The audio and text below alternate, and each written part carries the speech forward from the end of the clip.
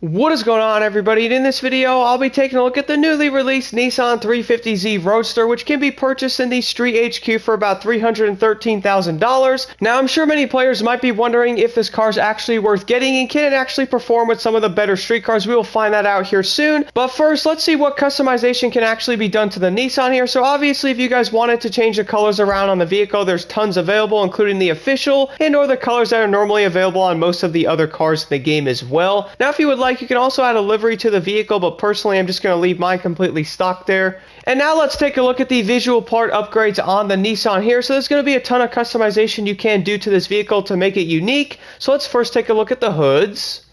There's a second one there, basically carbon fiber.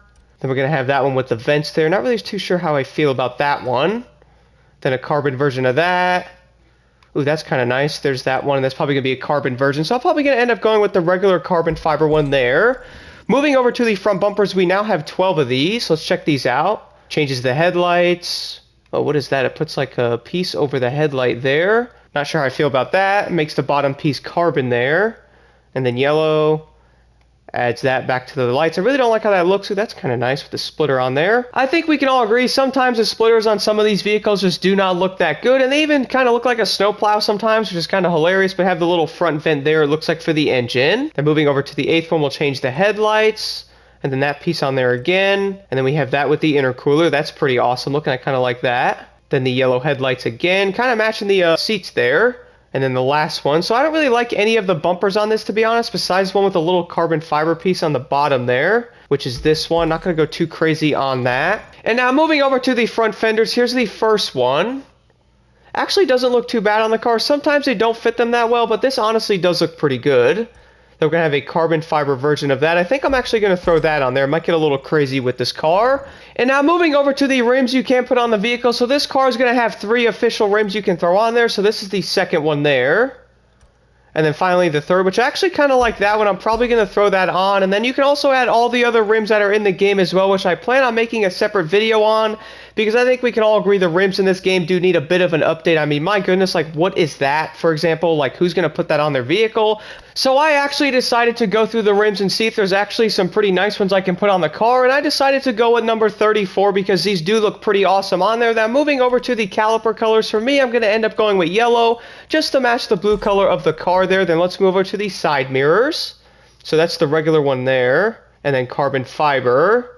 I might go a little too crazy with the carbon fiber on this, I have a feeling, so might as well just commit to that. Then we're going to have these weird looking mirrors after that, which I really do not like. Then moving over to these skirts, there's only 2 available, which is going to be the carbon fiber. This car is going to look so weird, I have a feeling. And then we're going to have the rear fenders, which is obviously going to be the other part of the body kit there, which really does not look very good. Like, what is that fitment? And then here's the carbon one after that, which I'm going to have to throw on there. And then moving over to the rear wings, there's only 5 of these, so here's the second one. Not too bad, I guess. There's the third. And then there's that one, which is actually kind of nice. And then finally, we have the 5th one, which I have no idea why that would even go on this vehicle, but my goodness, that looks hilarious. So for me, I'm going to end up having to go with a kind of a weird setup, probably number 3 on this. And then moving over to the rear bumpers, we will have 12 of these similar to the front. So here's the second one, changes the taillights, it looks like there. Then we're going to have that one. That looks kind of weird. Then we're going to have that. Ooh, that makes a dual exhaust. I do like that one. I'm going to throw that on there for now. We're going to have that one with the weird taillights. That actually does look kind of nice with like the dark smoke taillights. I'm just not really sure how I feel about how that looks though. Then we're going to have that one. Doesn't look too bad. Changes the taillights again. And then moving over to the 10th one. That's kind of nice actually. Look at that. And then we will have the last one, which basically just changes the taillights of this bumper. Now, I'm going to end up leaving the one I chose on there because I think it does look pretty awesome. But let's move over to the interior now, which I probably will end up changing this because I really don't like the color of those seats there. So for me, I'm going to go with like a gray color. And you actually cannot change anything at all when you guys want to do that, so do keep that in mind. But it seems you can actually change how this piece looks. So I really like how the carbon fiber one looks. If you guys also want to see, this is like a nice painted black color, I believe, on there. I could be missing something. But I think the carbon fiber one does look pretty awesome. That'll pretty much do it for my vehicle. I know I made this thing look kind of weird, but I'm kind of digging the overall look. Those rims actually fit the car nicely. I actually found a good pair of rims. What is that? But nonetheless, guys, let's go do a top speed run on this vehicle to see how it runs. And I really do hope that body kit can grow on me because I actually think it looks pretty nice on the vehicle. Then I want to take this thing into a race to really check out its performance. And now taking an outside look at the 350Z Roadster, I could definitely admit I'm kind of surprised how good this setup actually looks. Even the fenders are kind of growing on me a little bit. I also ended up tinting the front window there, which does look pretty cool. But I also really like the carbon fiber on this thing as well. Plus the rims surprisingly fit the car really nicely. Now let's take a listen.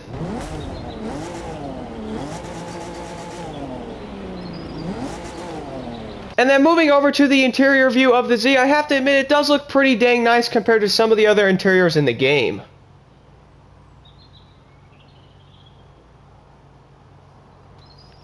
But besides that, let's see what the top speed of the 350Z Roadster actually is, because I want to see how this car will compete with some of the better street cars in the game. So let's see what we can do here. Now, similar to the other tests, I will also be running the Nitro Chem set on this vehicle just to get the true top speed run of it. So it looks like this car is going to be a 6-speed, which, you know, makes sense because it actually is. But these are normally pretty easy to use in manual compared to the 4-speeds. Those cars can be an absolute nightmare. So coming up to the straightaway, let's see what this car can get to. 240. So pushing it all the way, it seems like the car can hit about 247 to 249 miles an hour depending on the road you are actually on, which is still honestly really impressive, mainly because a lot of the good street cars only do like 240 miles an hour anyway, similar to the Q60. That car, it seems like a lot of the cars with the lower top speeds can also be used on a lot of the summits, and it doesn't really seem like that messes them up all too often. I've been pretty much using the Q60 on most of the summits recently, and I've been having a great time with that vehicle. Now the big question is, can the 350Z actually be used on summits, and can this thing compete with some of the bigger street cars? Let's go see how it performs in a street race right now. Now jumping into the Harlem West street race here, I figure this would be a great way to test out this car for the most part, because a lot of turns, straightaways, you can really see how the car will actually keep its stability.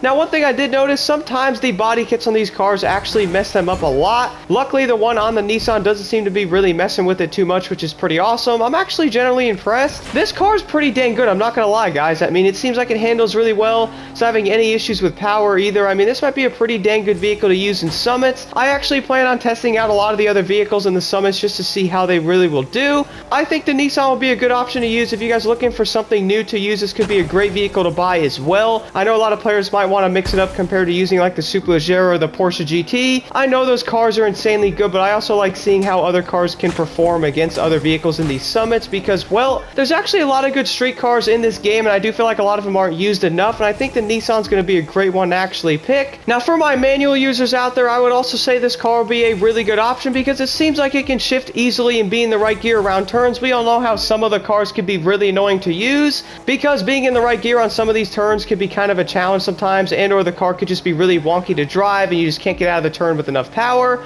That could be pretty frustrating. Luckily, the Nissan doesn't seem to struggle in this aspect at all. Now, I really do think this car is going to be a great option to use, guys, over some of the other street cars because it does seem like it's actually pretty decent overall.